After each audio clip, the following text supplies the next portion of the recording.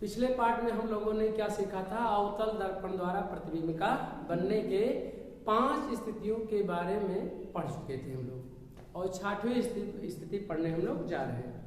किसके द्वारा? अवतल दर्पण द्वारा प्रतिबिंब का बनना। तो जब वस्तु मुख्य फोकस तथा ध्रुव के बीच स्थित हो। 6वीं स्थिति है कि जब मुख्य फोकस तथा ध्रुव के बीच स्थित कोई वस्तु हो तो अवतल दर्पण द्वारा प्रतिबिंब कैसे बनता है हम लोग क्या करेंगे, सीखेंगे। तो हमारे सामने एक कौन सा दर्पण है? ये अवतल दर्पण। अभी दर्पण ये नहीं, इसके एक पृष्ठ पर पारे की क्या कर दिया जाए, कलई कर दिया जाए, और एक रेखा कर दिया जाए, खींच दिया जाए, और इस रेखा का नाम क्या है? मुख्य अक्ष नाम है। क्या नाम है? मुख्य अक्ष। मुख्य अक्ष है। इसके बाद इसका कहीं जहां ये परावर्तक पृष्ठ है इधर वाला साइड का, तो परावर्तक पृष्ठ के मध्य बिंदु को क्या कहते हैं? ध्रुव कहते हैं। कहीं क्या होगा? वक्रता केंद्र होगा। वक्रता केंद्र को उसी से प्रदर्शित करते हैं। इसके ठीक सी और पी वक्रता केंद्र और ध्रुव के ठीक मध्य बिंदु पर मुख्य फोकस रहता है, जिसे हम लोग एफ से क्या करते हैं? प्रदर्शित करते हैं। स्मॉल एफ एक बिंदु को प्रदर्शित करता है, जबकि स्मॉल एफ एक दो बिंदुओं के बीच की दूरी को प्रदर्शित करता है, जबकि बड़े लेटर में जो कैपिटल एफ होता है वह एक बिंदु को प्रदर्शित करता है। तो कहा रहा कि अगली स्थिति है कि जब ध्रुव माने मुख्य फोकस और ध्रुव के बीच का मतलब है कि ठीक बीचों बीच की बात नहीं रहा है, चाहे आप यहाँ पर हो, यहाँ पे हो, चाहे बस यहाँ पे रखा जाए, चाहे यहाँ पे रखा जाए, चाहे यहाँ हो, चाहे यहाँ रखा जाए। तो हम लोग यानी एफ और पी के क्या हो? बीच में हो। तो मान लिया जाए कोई वस्तु यहाँ पे रखा गया और इस वस्तु का नाम है वो, और क्या है वो? डैश। मान लिया गया कि वस्तु यहाँ पर रखा गया। हम लोग नियम लगा दें। कौन सा नियम लगाएं? तो नियम हम लोग लगाने जा रहे हैं।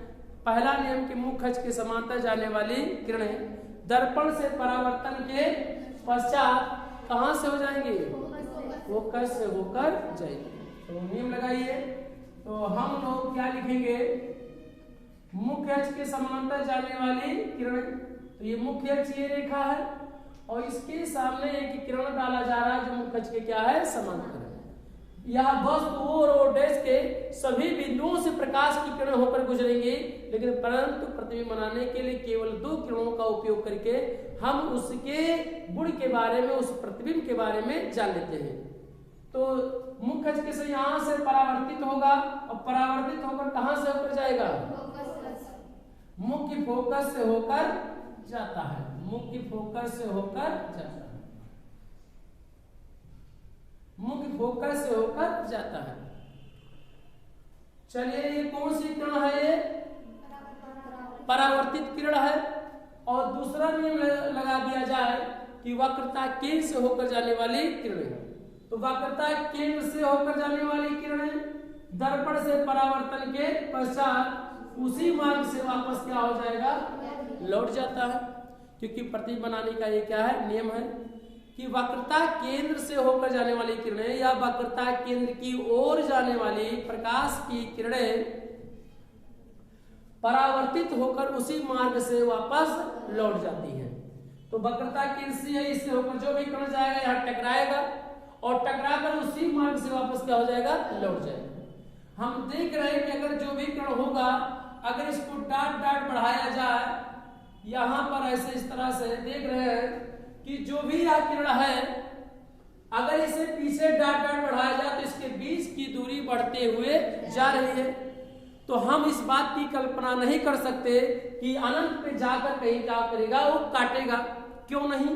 क्योंकि इनके बीच की दूरी बढ़ते हुए जा रही है, अर्थात ये अनंत पे भी नहीं काटेंगे, और जब तक काटेंगे नहीं तब तक प्रतिबिंब का निर्माण होगा नहीं। तो यदि इस किरण को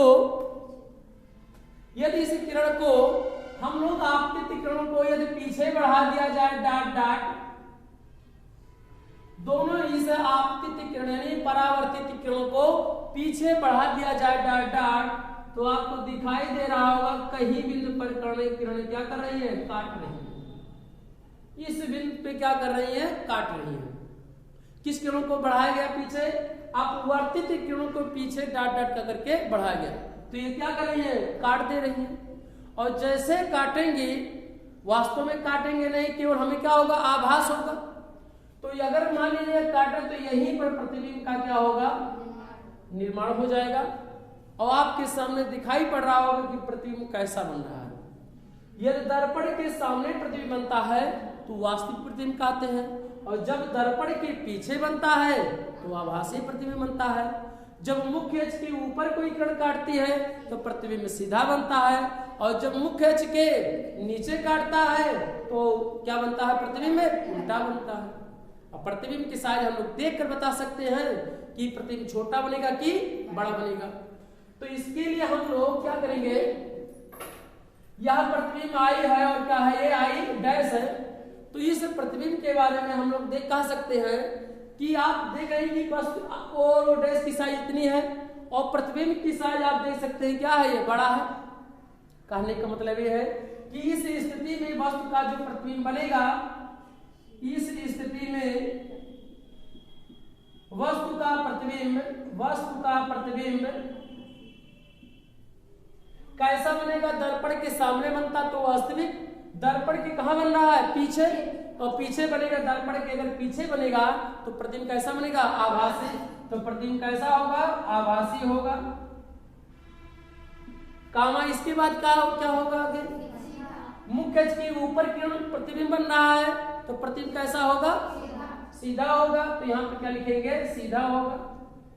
तथा बस से बड़ा होगा कि छोटा, तो आप देख सकते हैं कि बस इतना बड़ा है और प्रतिबिंब की साइज आपको दिखाई पड़ रहा होगा क्या है, बड़ा बनना है। तो हम लोग क्या कहेंगे, इस स्थिति में वस्तु का प्रतिबिंब आभासी, सीधा तथा वस्तु क्या होगा, बड़ा होगा। तथा वस्तु से क्या होगा, वस्तु से बड़ा होगा, वस्तु से बड़ा होगा। यानी इस स्थिति में वस्तु द्वारा क्या है, जैसे जैसे वस्तु को धीरे धीरे आप बढ़ाते हुए जाएंगे, अवतल दर्पण द्वारा प्रतिबिंब कैसा बनेगा, सीधा बनेगा और वस्तु क्या होगा, बड़ा बनेगा। तो हम लोग अवतल दर्पण द्वारा प्रतिबिंब बनने के सभी नियमों को अच्छी तरह से भली भांति क्या कर लिए, समझ लिए। अब हम लोग सीखेंगे कौन सा दर्पण, उत्तल दर्पण द्वारा प्रतिबिंब का बनना। तो चलिए हम लोग स्टार्ट करते हैं, उत्तल दर्पण द्वारा प्रतिबिंब का बनना। अब हम लोग अच्छी तरह से सीखेंगे कि उत्तल दर्पण द्वारा प्रतिबिंब बनाने के नियम। तो उत्तल दर्पण द्वारा ये कौन सा, अगर प्रतिबिंब देखा जाए तो कौन सा ये दर्पण है, उत्तल दर्पण। कैसे पहचानेंगे, परावर्तक पृष्ठ बाहर की ओर क्या है, उभरा हुआ है, तो इसलिए कौन सा दर्पण होगा, ये उत्तल दर्पण होगा। और अवतल दर्पण में क्या था, परावर्तक पृष्ठ अंदर की ओर क्या था, धंसा हुआ था, इसलिए वह कौन सा दर्पण था, वो अवतल दर्पण था। इसका भी एक मुख्य अक्ष होगा, काल्पनिक जो होगा, सीधी रेखा होगा। प्रतिबिंब बनाने के लिए पहले से हम बता चुके हैं कि वक्रता केंद्र, ध्रुव और मुख्य फोकस को क्या किया जाए, निर्धारित कर लिया जाए। और निर्धारित करते इस बात का अवश्य ध्यान रखा जाए कि जो मुख्य फोकस होता है वक्रता केंद्र और ध्रुव के ठीक क्या होता है, मध्य बिंदु पर होता है। तो इसका परावर्तक पृष्ठ पी है, तो पी क्या होता है, ध्रुव होता है, या किसी खोखले गोले का भाग होता है, उसी गोले के केंद्र को क्या कहते हैं, वक्रता केंद्र कहते हैं, जिसे हम लोग किससे करते हैं, सी से प्रदर्शित करते हैं। और ठीक बीचों बीच में क्या होगा, फोकस होगा, जिसे हम लोग क्या कहते हैं, कैपिटल एफ से प्रदर्शित करते हैं। अब हम लोग क्या करेंगे, वस्तु को क्या करेंगे, सामने क्या करेंगे, यहाँ पर वस्तु पे चाहे वस्तु को अनंत में रखा जाए और चाहे ध्रुव, अनंत और ध्रुव के बीच में और कोई भी बिंदु नहीं है कि वस्तु को क्या किया जाए, आगे पीछे खिंचकाया जा सके। इसलिए केवल एक ही इसकी स्थितियां क्या है, संभव है। वस्तु को चाहे अनंत पे रखा जाए, चाहे उसके ध्रुव और अनंत के बीच में रखा जाए, और चाहे यहाँ पास रखा जाए, चाहे जहाँ रखा जाए, एक ही स्थितियां संभव है। इसलिए केवल इसकी एक ही स्थितियां हम लोग क्या करेंगे, जानेंगे और समझेंगे, क्योंकि सभी स्थितियां एक ही होती हैं। तो हम लोग सीख लेंगे। मान लिया गया कि वस्तु यहाँ पर आपके सामने क्या है, रखा हुआ, वो और क्या है, वो डैश है।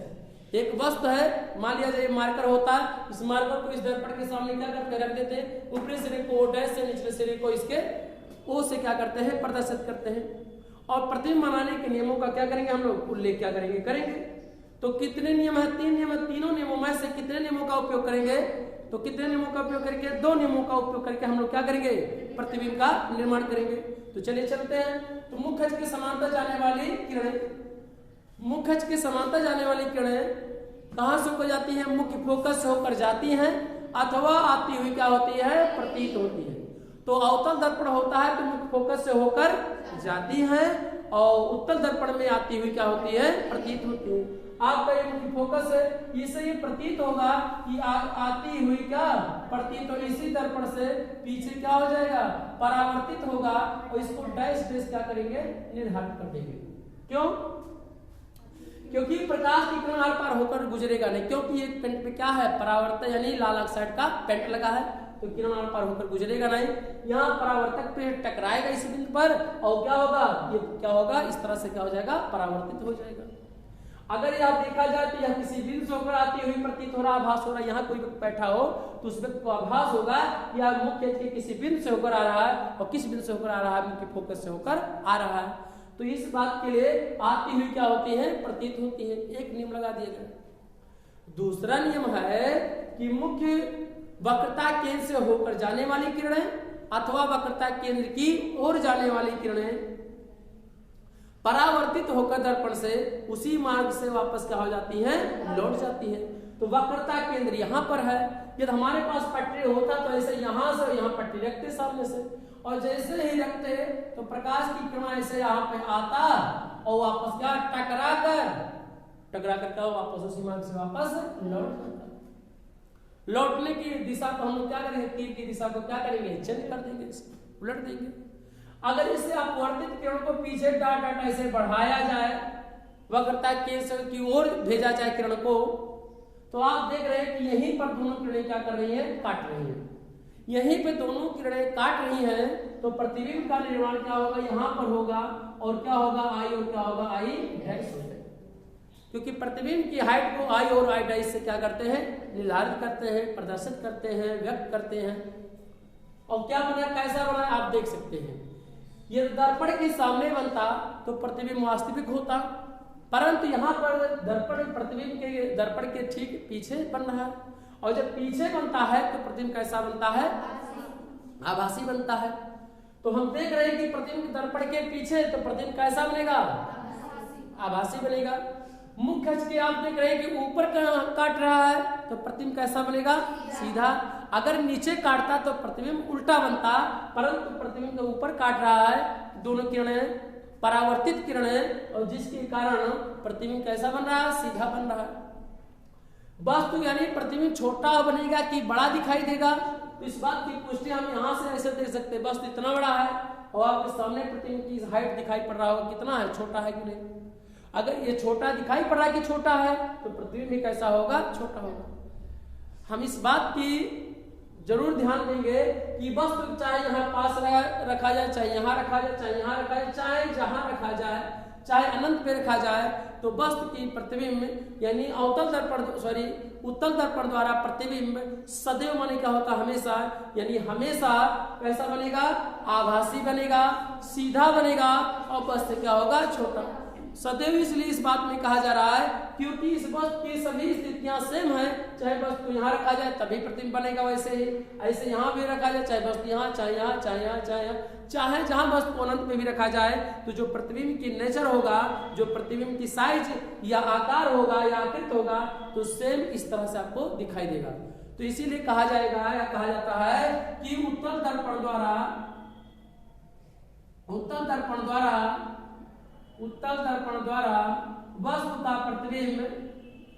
वस्तु का प्रतिबिंब सदैव कैसा बनेगा? सदैव आभासी बनेगा, और कैसा बनेगा? सीधा बनेगा, तथा वस्तु से क्या होगा? छोटा होगा। वस्तु से छोटा होगा, तथा वस्तु क्या होगा? छोटा द्वारा। यानी उत्तल दर्पण द्वारा वस्तु का प्रतिबिंब सदैव कैसा बनेगा? आभासी बनेगा, सीधा, तथा वस्तु क्या होगा? छोटा होगा। तो कभी कभी परीक्षाओं में आता है कि बताइए किस दर्पण द्वारा वस्तु का प्रतिबिंब सदैव सीधा बनेगा, वस्तु छोटा बनेगा, और क्या बनेगा? वस्तु छोटा, सीधा और आभासी बनेगा। तो किस दर्पण द्वारा? उत्तल दर्पण द्वारा। समतल दर्पण में भी वस्तु का प्रतिबिंब कैसा बनता है? आभासी बनता है, सीधा बनता है, परंतु वस्तु क्या होगा? इसमें छोटा है, लेकिन समतल दर्पण में वस्तु क्या बनता है? बराबर बनता है। किस दर्पण में? समतल दर्पण में। तो हम लोग क्या सीखे? उत्तल दर्पण द्वारा प्रतिबिंब का बनना। ये इसके सभी स्थितियों के लिए ये डायग्राम है, आरेख है, जो सभी नियमों में क्या होगा? लागू होगा। हमने 2 नियमों का प्रतिबिंब बनाने के 3 नियम होते हैं। तीनों नियमों में से केवल 2 नियमों का उपयोग करके क्या करते हैं? प्रतिबिंब बनाते हैं। अब हम लोग सीखेंगे इसके बारे में नेक्स्ट अध्याय के बारे में, या नेक्स्ट क्या है इसके बाद? उत्तल दर्पण के उपयोग और अवतल दर्पण के उपयोग के बारे में जानेंगे। अब हम लोग क्या सीखेंगे? उत्तल दर्पण के उपयोग और अवतल दर्पण के उपयोग। तो सबसे पहले हम लोग क्या सीख लें? अवतल दर्पण के उपयोग। अवतल दर्पण के उपयोग में हम लोग सबसे पहले आंख, नाक, दांत तथा गला के परीक्षण में करते हैं। परीक्षण माने जांच करने में, ठीक? यानी नाक और कान और दांत के परीक्षण में जब किसी का दांत यदि खराब हो जाता है तो डॉक्टर के पास जब आप जाते हैं तो उसके पास एक गोल के ऐसे इस तरह से एक उपकरण रहता है, और इस उपकरण में शीशा लगा रहता है, और ये हाथ से क्या होता है? पकड़ने वाला रहता है। इसका उपयोग क्या होता है? आप ये जो इसमें दर्पण लगा रहता है वो कौन सा दर्पण आता है? तो उत्तल नहीं दर्पण लगा रहता है, अवतल दर्पण लगा रहता है। अवतल दर्पण क्यों लगा रहता है? आपको आभास होगा कि वो समतल दर्पण दिखाई पड़ रहा है, परंतु उसकी आकृति कैसा होगा? वो अवतल दर्पण की तरह। ऐसा क्यों हमें आभास होता है? इस बात को आइए चित्र में देखते हैं। ये आपके सामने दिखाई पड़ रहा होगा कि आप कौन सा दर्पण है?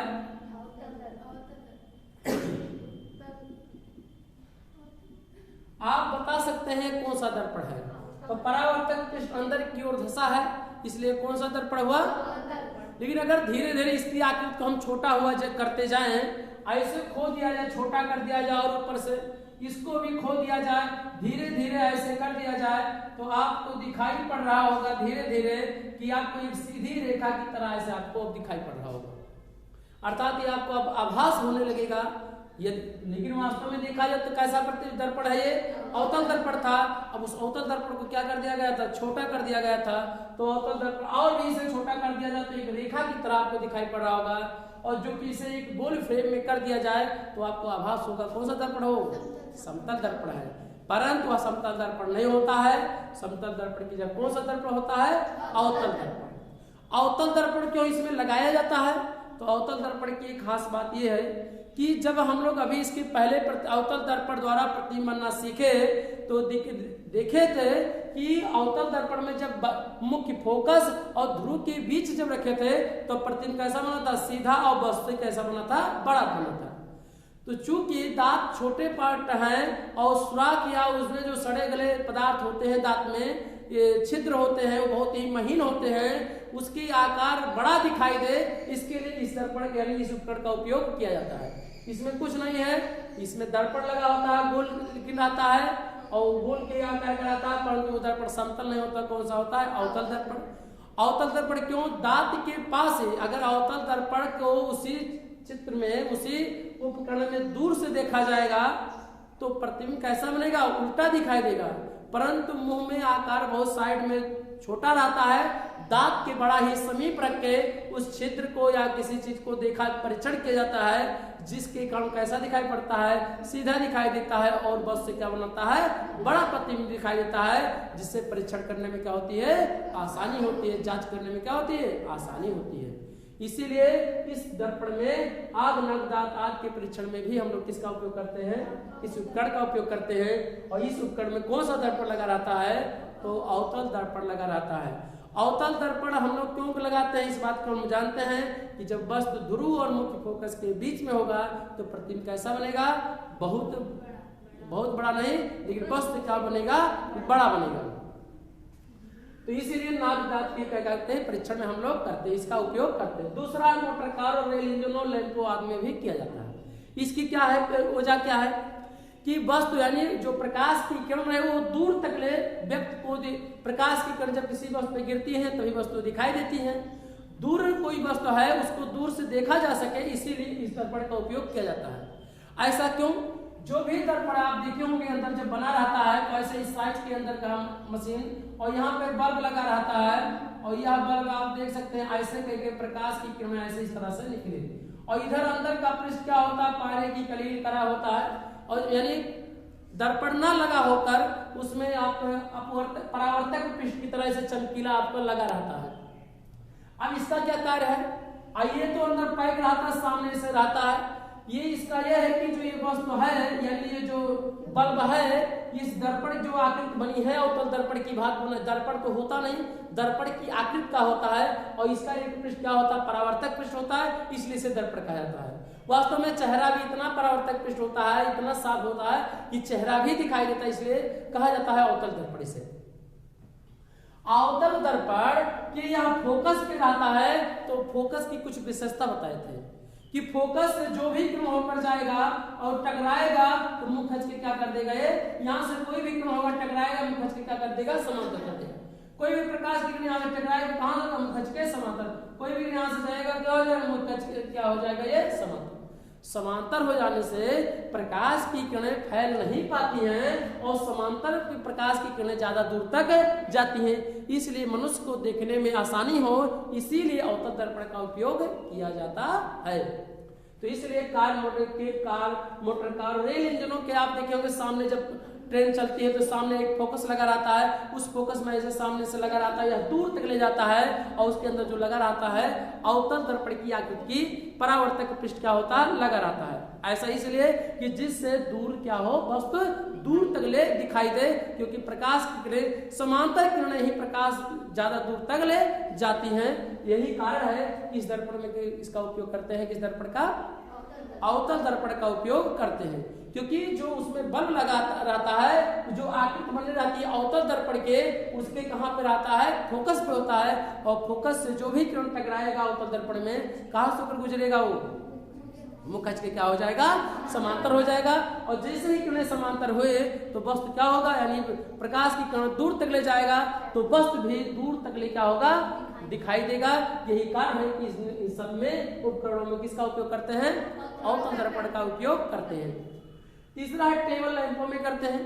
टेबल लैंपों में क्या मतलब, आप देखे होंगे कभी भी फिल्म बनाते समय या कोई सीन आप देखे होंगे, रात की बात आप कोई कैमरे में आप देखे होंगे, वीडियो में बनाया गया होगा फिल्मों में, तो बगल में एक लैंप जरूर लगा दिया जाता है। उस लैंप की अगर आप देखेंगे ऐसे रहता है, ऐसे गोल की छतरी के नुमा ऐसे रहता है इस तरह से, और बढ़िया से इसे लैंप में रखा रहता है। या अंदर के आप देख रहे होंगे कि ऐसे गोल है इसे एकदम, यानी किस दर्पण की बात अगर देखा जाए, या ये गोल होता है इस तरह से और इसके सामने लैंप इसके बल्ब पे लगा दिया जाए तो क्या करता है, प्रकाश की किरणों को फैला नहीं पाता है और यह क्या करता है, सिकोड़ देता है और उस नीचे यानी क्या करता है, फैला देता है। और फैला देने के कारण ही इस क्या रात की सीन को शूट करने में आसानी पड़े, यही कारण है कि इसका उपयोग किया जाता है, टेबल लैंपों का उपयोग किया जाता है कि नीचे प्रकाश की किरण क्या होंगी, बिखरी रहेगी।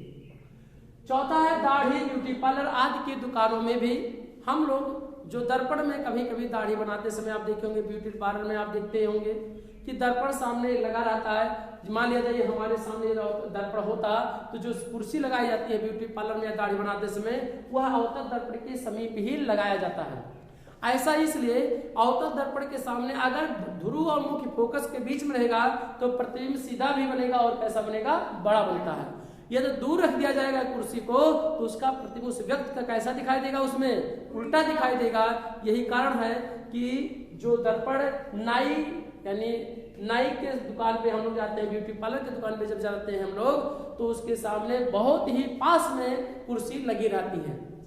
क्यों अवतल दर्पण का ही उपयोग किया जाता है, क्योंकि बाल इतने छोटे होते हैं, छोटा मैंने दाढ़ी बनाते समय कोई छूटे ना पाए, बाल की आकृति बड़ा दिखाई दे, जिसके कारण इसके किस दर्पण का उपयोग करते हैं, अवतल दर्पण का उपयोग करते हैं। बार बार हमें ब्यूटी पार्लर में आप देखे होंगे कि आप सबके सामने बहुत बड़ा शीशा लगा रहता है। आपको तो सामने से दिखाई देगा कि हाथ से फेरेंगे तो समतल दिखाई देगा, परंतु उसमें भी वही बात है कि दर्पण चूंकि बहुत ही क्या होता है, वो छोटा होता है। आप देखेंगे इस तरह से दर्पण किया गया, या उस परावर्तक पृष्ठ का व्यास जो होता है, द्वारक बहुत क्या होता है, बड़ा होता है। जिसके कारण आप दिखाई पड़ रहा होगा ये कौन सा दर्पण है। अगर देखा जाए तो आपको दिखाई पड़ रहा होगा कौन सा ये दर्पण है, ये अवतल दर्पण है। अगर इसी को एक फ्रेम में से छोटा सा काट दिया जाए, ऐसे कर दिया जाए और चार कोण की आकृति में ऐसे इसी दर्पण को फ्रेम में कर दिया जाए तो आपको ऐसे आपको दिखाई देगा। तो यही कारण है कि नाई लोग भी क्या करते हैं, सामने जो दर्पण रहता है उसका बड़ा प्रतिबिंब बने, यही क्या करते हैं अवतल। चूंकि सामने से दिखाई देगा आपको आभास होगा क्या है कि वो समतल दर्पण, लेकिन वास्तव में समतल दर्पण नहीं होता। ऐसा इसीलिए क्योंकि बाल बहुत छोटे होते हैं, छूट न पाए, दाने बहुत छोटे हो उसका बड़ा प्रतिबिंब देखने के लिए, बाल छोटे होते हैं उसका बड़ा प्रतिबिंब देखने के लिए, कोई चेहरे पे छूटने न पाए, जिसके कारण जो दर्पण लगा होता है तो दर्पण लगा रहता है अवतल दर्पण। यदि अवतल दर्पण और समतल दर्पण लगा दिया जाए तब क्या होगा, तब कोई समस्या नहीं होगा, बस जो प्रतिबिंब होगा वस्तु की क्या होगा बराबर बनेगा और उसके वस्तुओं के छोटे यानी बराबर होने यानी प्रतिबिंब के बराबर होने के कारण छूटने के क्या होते हैं चांस क्या होते हैं, बाल क्या होते हैं ज्यादा होते हैं और बाल का आकार बड़ा होगा तो बाल छूटेगा नहीं, आपको दिखाई पड़ेगा और उसको क्या करेंगे साफ सुथरा क्या करेंगे कर लेते हैं। यही कारण है कि ब्यूटी पार्लर में दाढ़ी बनाते समय दुकानों में किस दर्पण का उपयोग किया जाता है, अवतल दर्पण का उपयोग किया जाता है। तो हम लोग अवतल दर्पण के बारे में सीख चुके हैं। आइए उत्तल दर्पण के बारे में हम लोग सीखेंगे। उत्तल दर्पण के बारे में हम लोग सीखेंगे, उत्तल दर्पण के बारे में हम लोग सीखेंगे। ट्रक के किनारे लगे लैंपों के पीछे हम लोग क्या करते हैं, आप देखे होंगे बाजारों में, रोड के सड़क के किनारे लैंप में आप देखे होंगे फोकस सब लगा रहता है। उसके सामने वाला पार्ट आप देखेंगे तो बाहर की क्या होगा, ऐसे उभरा होगा, इस तरह से परावर्तक पृष्ठ ऐसे इस तरह से, वैसे आप देखेंगे उत्तल दर्पण की बात ऐसे बाहर की ओर क्या होता है उभरा होता है। उभरा होने के कारण यह क्या करता है, जो भी प्रकाश की किरण होगा प्रकाश की किरणों को क्या करता है वो फैला देता है। मुखज के समांतर जाने वाली किरणों क्या करेगा, फोकस से आती हुई ऐसे प्रकाश की किरणों क्या करता है फैला देता है और फैलने के कारण इसकी जो दृष्टि पटल है यानी प्रकाश की किरणों की जो दिशा है यानी फैलने की दिशा इतना है तो क्या करेगा, उत्तल दर्पण लगा देने के बाद ऐसे क्या करेगा वो फैल जाता है। यानी जो क्षेत्रफल प्रकाश यहाँ से यहाँ तक में फैल रहा था उत्तल दर्पण लगा दिया जाएगा तो वही प्रकाश इतने से इतने उसकी दूरी यानी दृष्टि पटल क्या हो जाएगा, वो क्षेत्र एरिया क्या हो जाएगा बढ़ जाता है। यही कारण है कि सड़क के किनारे लगे लैंपों के पीछे भी हम लोग उसका उपयोग करते हैं। ट्रक ड्राइवर सीट या ड्राइवर के ठीक बगल में हम लोग देखते होंगे कार होगा, ट्रक ड्राइवर हो, ट्रक होगा, बस होगा, आपको यहाँ तक कि आपको दिखाई पड़ेगा मोटरसाइकिल में भी आप देखे होंगे दो शीशे लगे होते हैं आगे और बगल। बहुत से लोग सोचते हैं कि वो फेस देखने के लिए होता है, लेकिन वास्तव में फेस देखने के लिए नहीं होता, चेहरा देखने के लिए नहीं होता, वो बगल में साइड देखने के लिए, दूर आती हुई वस्तुओं को देखने के लिए इस्तेमाल किया जाता है, इसीलिए वो कंपनी लगाया जाता है उसका। लेकिन अब हम लोग उसका अलग इस्तेमाल करें वो अलग बात है, लेकिन उसका उस कंपनी का मुख्य उद्देश्य है साइड माने दोनों तरफ के वस्तुओं को देखने के लिए। अब उस बगल यानी उसमें क्यों उत्तल दर्पण के बजाय क्यों उत्तल दर्पण लगाया जाता है, या तो इसके लिए हम लोग कुछ सीखेंगे क्यों उत्तल दर्पण लगाया जाता है। तो उत्तल दर्पण की खासियत बात आप सुने होंगे, देखे होंगे कि उत्तल दर्पण द्वारा भी हम लोग प्रतिबिंब बनना सीखे हैं कि उत्तल दर्पण द्वारा वस्तु का प्रतिबिंब कैसा होगा, सदैव कैसा होगा, आभासी होगा, सीधा होगा और बस से क्या होगा छोटा होगा। तो आप सोच सकते हैं कि अगर ड्राइवर के सीट के ठीक बगल में उत्तल दर्पण अगर लगा दिया गया है तो जो उसके पीछे बगल में कोई मोटरसाइकिल या ट्रक या हाथी घोड़ा कुछ भी आएगा तो उसकी आकृति क्या होगी, उसमें बन जाएगी। चूंकि दर्पण कुछ भी लगाया जाएगा तो आकृति तो बनेगी, परंतु क्यों उत्तल दर्पण का ही चयन किया गया है, क्योंकि उत्तल दर्पण में वस्तु चाहे बहुत दूर हो और चाहे वस्तु का बहुत पास हो तो प्रतिबिंब कैसा बनेगा, सीधा बनेगा और वस्तु से क्या होगा छोटा। तो छोटा बनेगा यानी बड़ी सी आकृति को उसमें प्रतिबिंब कैसा दिखाई कर देगा, वो छोटा कर देगा। और जो व्यक्ति चालक होगा, ड्राइवर होगा, उसी से दर्पण में देख लेगा कि ये पीछे से कौन सी गाड़ी आ रही है, छोटी गाड़ी है कि बड़ी गाड़ी है, और उसी के अनुसार क्या करेगा वो ट्रक ड्राइवर हो चाहे बस ड्राइवर हो क्या करेगा, साइड कर लेगा अपना। इसीलिए उत्तल दर्पण का उपयोग किया जाता है। इसकी खासियत यह है कि प्रतिबिंब को क्या करेगा, वो छोटा कर देगा। याद उत्तल दर्पण के सामने अवतल दर्पण को लगा दिया जाए तब क्या समस्या होगी? तो यदि अवतल दर्पण लगा दिया जाएगा तो अवतल दर्पण की खास बात यह है कि अगर वस्तु कहीं दूर रहेगा तो प्रतिबिंब कैसा बना देगा, उसमें उल्टा बना देगा।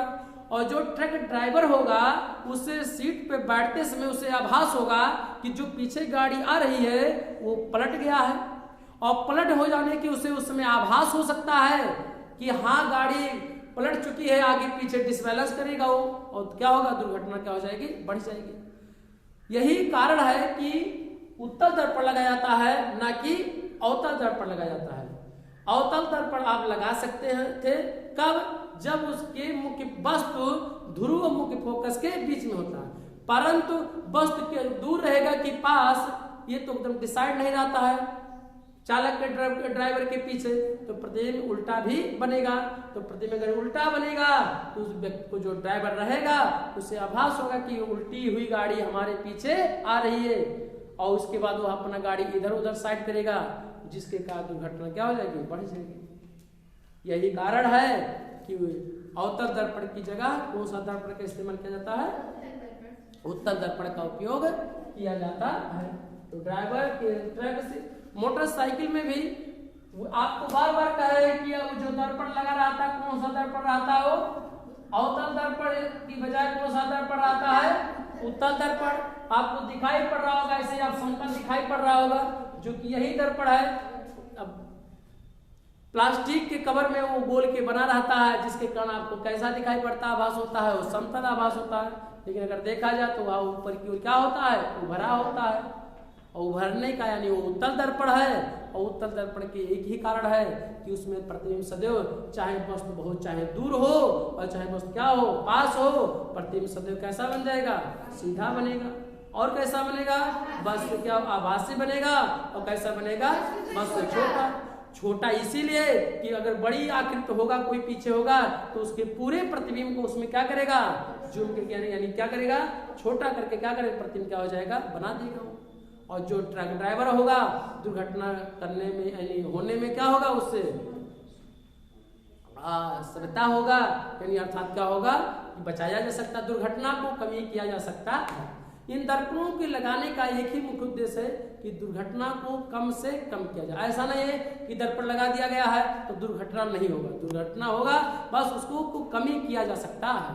तो अब इसके बाद हम लोग सीखेंगे उत्तल दर्पण के द्वारा प्रतिबिंब का बनना, उत्तल दर्पण के प्रकार, दर्पण के प्रकार, उपयोग हम लोग सीख चुके हैं। अब हम लोग सीखेंगे चिन्ह प्रपाटी के नियम। तो चिन्ह प्रपाटी के नियम हम लोग सीखेंगे।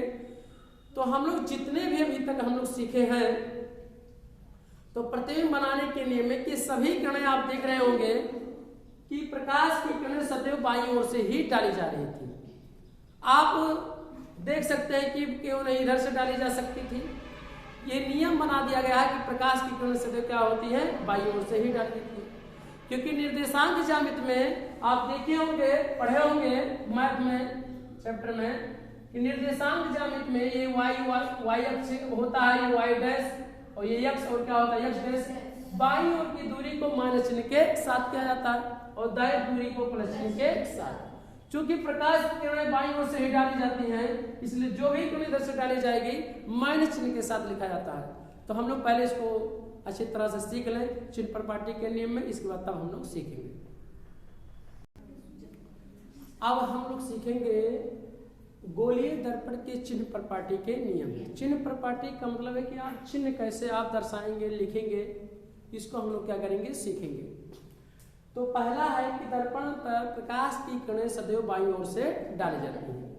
यानी जब भी आप, जितने भी आप, चाहे उत्तल दर्पण द्वारा आप प्रतिबिंब बनाएं, चाहे अवतल दर्पण द्वारा प्रतिबिंब आप बनाएं, आप जब भी आप बनाएं तो आप देखे होंगे कि प्रकाश की किरणें किधर से डाली जा रही थी, बाईं ओर से डाली जा रही थी। तो यानी अवतल दर्पण द्वारा वस्तु का प्रतिबिंब या उत्तल दर्पण द्वारा वस्तु का प्रतिबिंब जब भी हम लोग बनाए तो प्रकाश की किरणें सदैव किधर से डाल रहे थे, हम लोग बाईं ओर से डाल रहे थे। तो प्रकाश की किरणें यानी दर्पण पर प्रकाश की किरणें सदैव बाईं ओर से डाली जाती हैं। बाईं ओर का मतलब आप इधर से देख सकते हैं, बाईं ओर से डाली जाती हैं। दूसरा है यानी जब भी हम लोग प्रतिबिंब बनाएंगे या सीखेंगे आरेख, तो दर्पण अगर मान लिया जाए कि दर्पण ऐसे आपके सामने बनना है, कौन सा ये दर्पण है, अवतल दर्पण है, तो यह दर्पण पे प्रकाश किरण डालेंगे, किधर से डालेंगे, बाईं ओर से डालेंगे। किधर से, ये बायां पक्ष है आपका, बायां, इधर क्या है, दायां।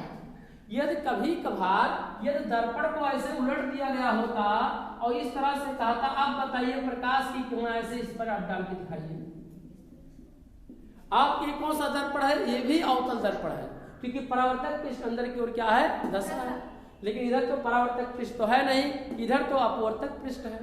तो हम लोग क्या करेंगे, इस दर्पण को ऐसे पकड़ के क्या करेंगे, ऐसे सामने कर लेंगे इधर, यानी परावर्तक पृष्ठ किधर कर लेंगे, बाईं ओर कर लेंगे, घुमा लेंगे उस दर्पण को, क्योंकि ये बता दिया गया है कि अवतल दर्पण या द्वारा यानी प्रकाश की किरणें सदैव दर्पण किधर से डाली जाएंगी, बाईं ओर से डाली जाती है। तो अगर ये दर्पण है तो इसे उलट लेंगे और किधर से डाल देंगे, बाईं ओर से डालेंगे, चाहे उत्तल दर्पण हो चाहे अवतल दर्पण हो।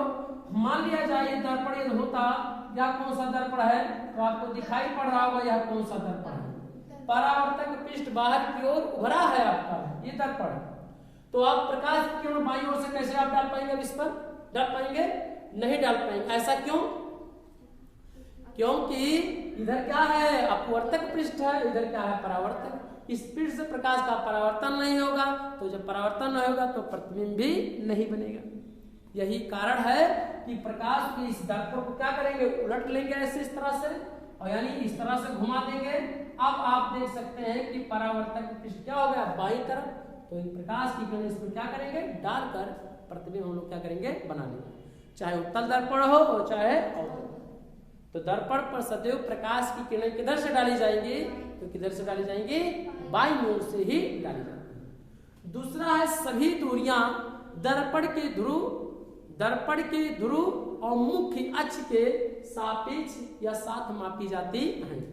ये क्या होता है, हम लोग अभी दर्पण सीखे हैं, बनाए हैं, तो समस्त दूरियों का अगर इस दर्पण का अगर देखा जाए, आपके सामने अवतल दर्पण है, अगर ये मुख्य अक्ष होता, यहाँ यह सी होता, यहाँ यह होता और यहाँ पर क्या होता, ध्रुव होता यानी पी होता, तो इस समस्त दूरियों को कि दर्पण के ध्रुव यहाँ पर है तो इसे मूल बिंदु मान लिया जाए, तो इसे रेखा से डिवाइड कर दिया जाए, तो आपको दिखाई पड़ रहा होगा क्या होगा, 4 भागों में क्या होगा, डिवाइड। और इस बात के लिए निर्देशांक ज्यामिति के बारे में हम लोग पढ़े होंगे कि एक रेखा जो होता है ऐसे सीधे लंबवत, जिसे हम लोग वाई अक्ष कहते हैं, क्या कहते हैं, वाई और वाई डैश, और एक रेखा दूसरा होता है और इस रेखा का नाम क्या होता है, यक्ष और यक्ष डैश, जिससे हम लोग भुज और क्या कहते हैं, कोट कहते हैं। तो इसके दोनों रेखाओं की कटान बिंदु को क्या कहते हैं, मूल बिंदु। तो इस दर्पण को जो ध्रुव P है उसको क्या माना गया है, मूल बिंदु माना गया।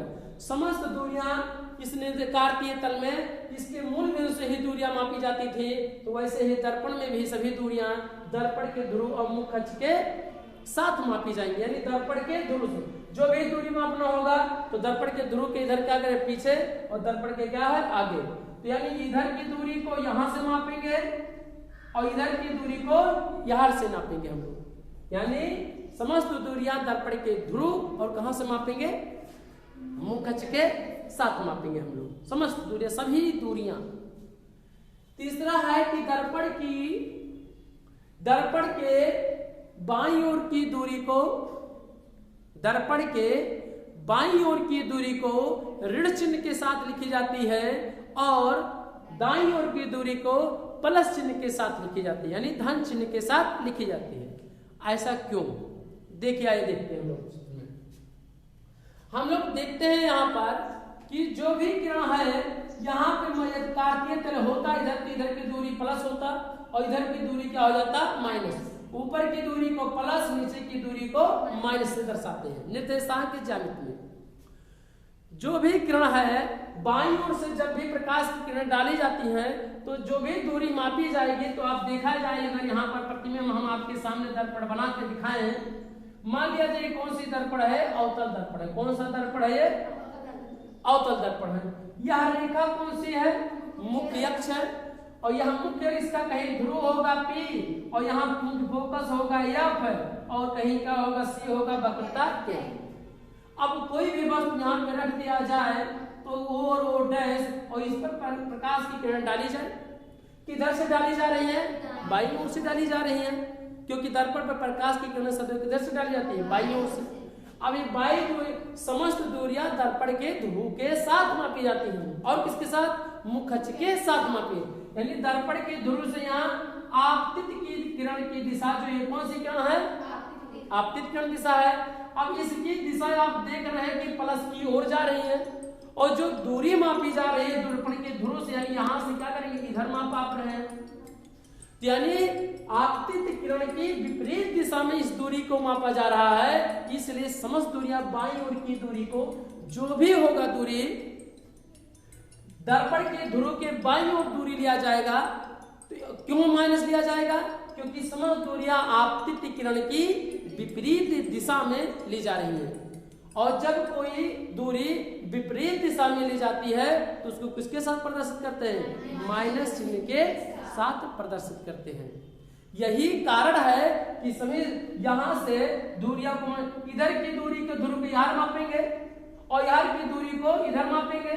तो इसीलिए यही कारण है कि आप यहां से ध्रुव से मुख्य फोकस के बीच की दूरी यदि मापा जाए तो यहाँ पे भी आपकी दूरी आप देख रहे हैं कि इसके क्या है? विपरीत दिशा में, आपतित किरण की विपरीत दिशा में है। इसीलिए ये किसके साथ लिखा जाएगा? माइनस चिन्ह के साथ। तो यही कारण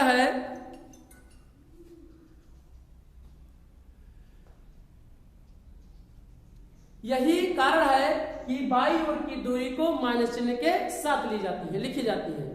बार बार आपको बता रहे हैं कि क्यों माइनस चिन्ह के साथ लिखी जाती है बाईं ओर की दूरी को। दर्पण के बाईं ओर की दूरी माइनस चिन्ह के इसलिए लिखी जाती है क्योंकि जो दूरी रहता है वो आपतित किरण की विपरीत दिशा में मापी जाती है, इसीलिए माइनस चिन्ह के साथ मापते हैं। यदि दाईं ओर की दूरी को प्लस चिन्ह के साथ क्यों मापी जाती है? जो भी होगा इधर की दूरी को किसके साथ? प्लस चिन्ह के साथ। क्यों? क्योंकि ये जो दूरी मापी जा रही है दर्पण के ध्रुव के सापेक्ष, यहाँ दर्पण के ध्रुव से, तो इसके कहाँ आप देख रहे हैं कि इसकी दिशा इधर है तो किरण की भी दिशा क्या है? इधर है और इसकी उसी की दिशा में मापी जा रही है। तो यही कारण है कि दाईं ओर की दूरी को प्लस चिन्ह के साथ लेते हैं और बाईं ओर की दूरी को माइनस चिन्ह के साथ। कोई आपसे पूछे कि बाईं ओर की दूरी को क्यों माइनस चिन्ह के साथ लिखते हैं, तो आप यही बताएंगे कि जो किरण है बाईं ओर से डाली जाती है वो आपतित किरण की विपरीत दिशा में। जो भी किरण किसी किरण की विपरीत दिशा में दूरी मापी जाएगी तो उसे माइनस चिन्ह के साथ ही क्या करेंगे? दर्शाएंगे या हम लोग क्या करेंगे? लिखेंगे। इसके बाद दर्पण के चौथा है कि दर्पण के मुख्य अक्ष के लंबवत दूरी, यानी मुख्य अक्ष के लंबवत, ये मुख्य अक्ष है आपका और इसके ऊपर ली गई दूरी को प्लस चिन्ह के साथ और नीचे ली गई दूरी को माइनस चिन्ह के साथ लिखते हैं। ऐसा क्यों? इसलिए क्योंकि कार्तीय तल में हम लोग जानते हैं कि मूल बिंदु के ऊपर ली गई दूरी को प्लस चिन्ह के साथ दर्शाते हैं और मूल बिंदु के नीचे ली गई दूरी को माइनस चिन्ह के साथ दर्शाते हैं। ऐसे यहाँ जो बाया दाया है तो इधर की दूरी को किस लिए क्यों दर्शाया जाता है? माइनस, क्योंकि विपरीत दिशा में होता है और बाएं ओर की दूरी को कार्तीय तल में भी माइनस चिन्ह के साथ क्या करते हैं? प्रदर्शित करते हैं और दाहिनी दूरी को प्लस चिन्ह के साथ क्या करते हैं? दर्शाते हैं। तो कार्तीय तल में भी वही नियम है कि तो इस तरह से हम लोग मुख्य अक्ष के लंबवत ऊपर की ली गई दूरी को प्लस चिन्ह के साथ और नीचे की ली गई दूरी को माइनस चिन्ह के साथ क्या करते हैं? मापते हैं या क्या करते हैं? लिखते हैं। अब इन चारों नियमों को यदि मिला दिया जाए, इन चारों नियमों को, जो चारों नियम है इन चारों नियमों को मिला दिया जाए तो चारों नियमों को मिलाने के उपरांत हम देखते हैं कि अवतल दर्पण की फोकस दूरी क्या होगा?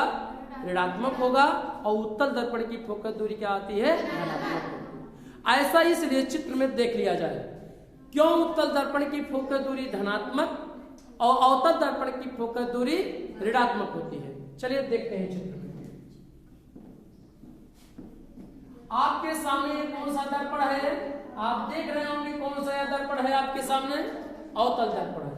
यह एक रेखा होगा, यानी इस रेखा का क्या नाम है? मुख्य अक्ष है और इसका कहीं ध्रुव होगा, यहाँ पे क्या होगा? फोकस होगा या फिर यहाँ पे क्या होगा? वक्रता केंद्र होगा जिसे हम लोग सी से प्रदर्शित करते हैं।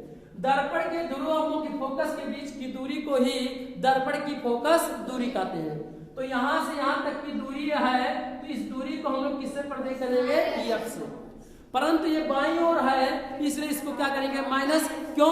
क्योंकि आप देख रहे हैं कि दर्पण के ध्रुव जो भी किरण होगा यहाँ से, तो क्या होगी, आपतित किरण की दिशा में, और यह बाईं ओर है, ये आपतित किरण की विपरीत दिशा में मापी जाएगी। यहाँ कहाँ से मापी जाएगी, ध्रुव से ही मापी जाएगी, क्योंकि सभी दूरियों को ध्रुव के यानी ध्रुव से ही मापी जाती है। और मुख्य अक्ष के साथ मापे, तिरछा यानी दूरी को भी हमें मापना नहीं है, मुख्य अक्ष के साथ ही मापा जाएगा। तो यहाँ से दूरी जो मापा जाएगा, तो आप देख रहे हैं बाईं ओर दूरी है और बाईं ओर दूरी है, तो यही कारण है कि ये किसके साथ होगा, माइनस चिन्ह के साथ। यही कारण है कि अवतल दर्पण की फोकस दूरी ऋणात्मक होती है।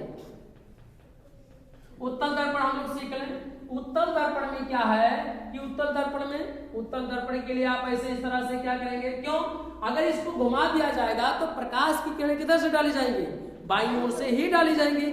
अगर आपको वर्तक पृष्ठ इधर हो जाए, पेंट लगा दिया जाए इसका, तो प्रकाश की किरण का परावर्तन ही नहीं होगा। और हम लोग ऊपर नियम पढ़ चुके हैं कि प्रकाश की किरण सदैव किधर से डाली जाएंगी, बाईं ओर से ही डाली जाती हैं। तो इसको हम लोग क्या करेंगे, मुख्य अक्ष बना लेंगे। यहाँ पे क्या होगा, एफ होगा, यहाँ पे क्या होगा, सी मान लिया जाए, और इस पर प्रकाश की कोई वस्तु इस पर डाल दिया जाए, तो कहाँ से होकर जाए, फोकस से होकर ही जाती है। यहाँ पर दर्पण क्या होगा, ध्रुव होगा। इधर की दूरी को किससे पढ़े, बाईं ओर की दूरी को माइनस चिन्ह के साथ, अब दाईं ओर की दूरी को प्लस चिन्ह के साथ। क्यों? क्योंकि हम आपको बताए हैं कि जो ये दूरी मापी जा रही है, किसके दिशा में मापी जा रही है, आपतित किरण की दिशा में दूरी मापी जा रही है। इसीलिए इसे हम लोग क्या करेंगे, दाईं ओर की दूरी को प्लस चिन्ह के साथ प्रदर्शित करते हैं।